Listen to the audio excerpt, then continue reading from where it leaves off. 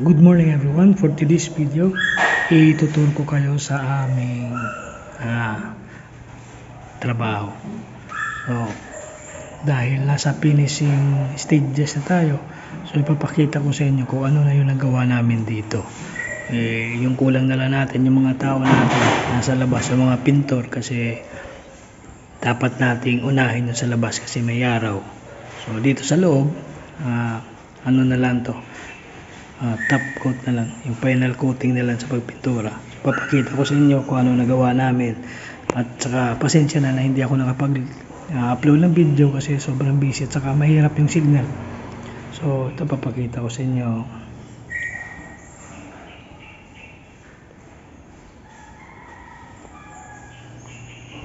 So ipapakita ko sa inyo, ito yung lababo dito sa kitchen. Yan.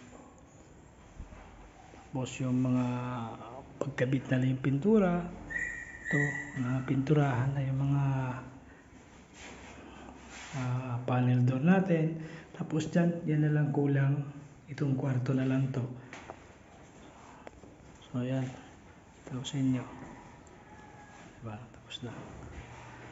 Ito na primer na to dito. So finishing touches na lang kulang. So sa ngayon ito naman, ito yung main door.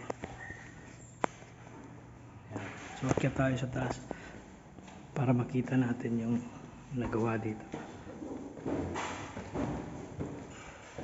So dito paglinis na lang.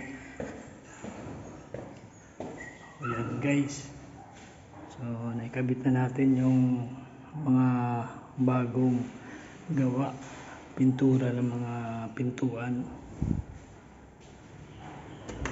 Ayan. Dito okay na, naayos na pinturahan, finishing na yung pintura niya. Pakita ko naman dito, ito yung mga CR natin. Kita nyo. Yan.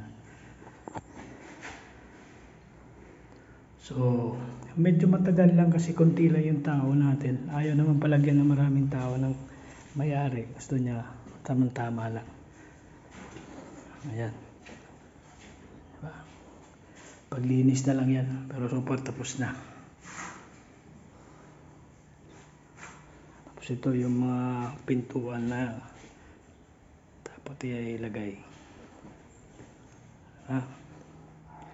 So meron pa pala kalimutan yung isang CR sa baba. So puntahan natin.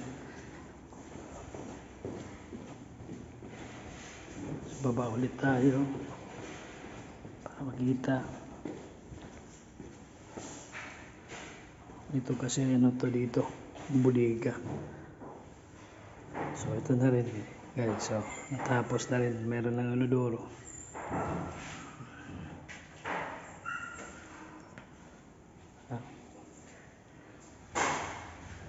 So yun. So hanggang dito lang muna yung video natin guys. Don't forget to subscribe, like and share. So hope to see you on my next video. Maraming salamat. Have a nice day. Bye.